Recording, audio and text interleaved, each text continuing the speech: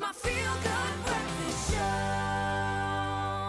Welcome back. You're tuning into your Feel Good Breakfast Show, Expresso, right here on SABC3. Lovely to be hanging out with you on your misty Thursday morning here in the Mother City. Right now, we are heading into the wild, and recently, very tragic news broke that Sudan, the world's last remaining male white rhino, had died. And this week, a memorial ceremony was held in Kenya in his honor. Now, the war against poaching, and we say war because that is really what it has become, is a global effort. And today, as we step into the wild, we're joined by Geoffrey, the director at Tac Trac Academy, an organization that provides specialist anti-poaching training. Geoffrey, thank you very much for joining me this morning, man. It's a pleasure. Yeah, once again, very sad news, man. Headlines all over the world about Sudan. Very, very sad indeed. But now we're getting to the business end, the training part, and this is where you come in. I think a lot of people don't realize about the type of training that goes involved. I mean, the type of training that you do is highly specialized, comparable to specialist military training.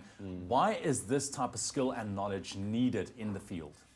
Well, you see, the training is like that because the environment that we're working in is quite harsh. It can be dangerous, so the guys need to be prepared for the working conditions.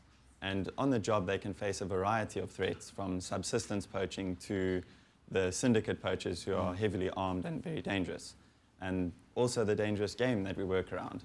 So our training needs to prepare the guys. It needs to be realistic, it needs to be mentally challenging, and it prepares them for, you know, the end result is that the guys can get into armed contacts. It is happening, and they need to be ready for that when it happens. Exactly. So if we say it is a war, that's pretty much what it is out there, man. Yeah, it's getting very bad in certain areas, and it's, you know, it's getting steadily worse. Look, man, so let's talk about the training. What does it involve? And also, who's your typical client that you would take on? Okay, well, our typical clients, we have quite a variety of people, but it's usually young adults, guys finishing school, and between, let's say, 18 and 30 is our most common range. Yeah. We do get people coming in that are older as well, and also females. We allow females to do our course as well.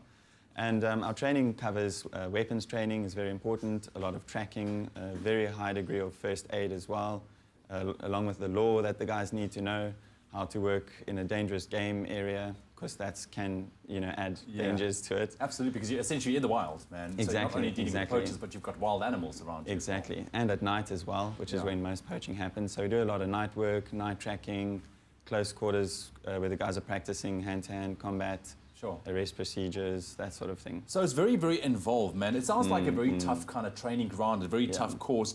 You know, what does it take to pass? I mean, what does somebody need to possess? And what are some of the biggest kind of challenges that you feel that some of your clients need to overcome when they're in that scenario?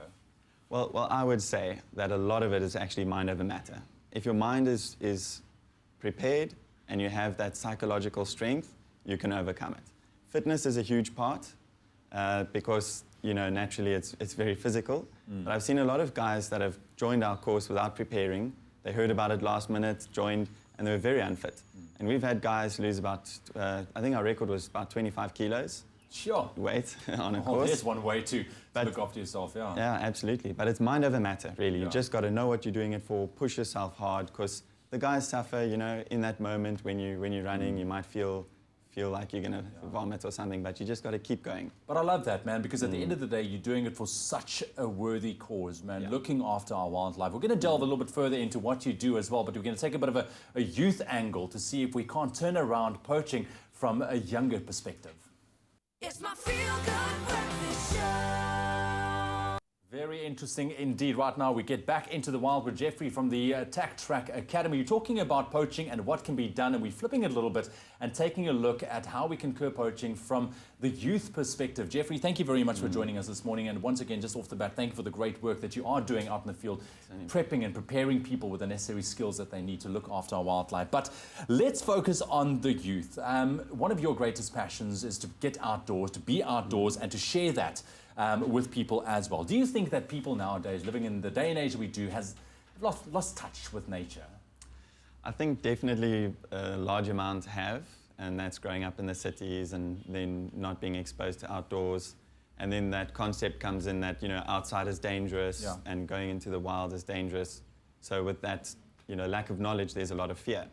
So on my side, I think that it is important to keep the children engaged in outdoor activities so that they don't become too soft. Because we also live in a technological area, social media is all over the place.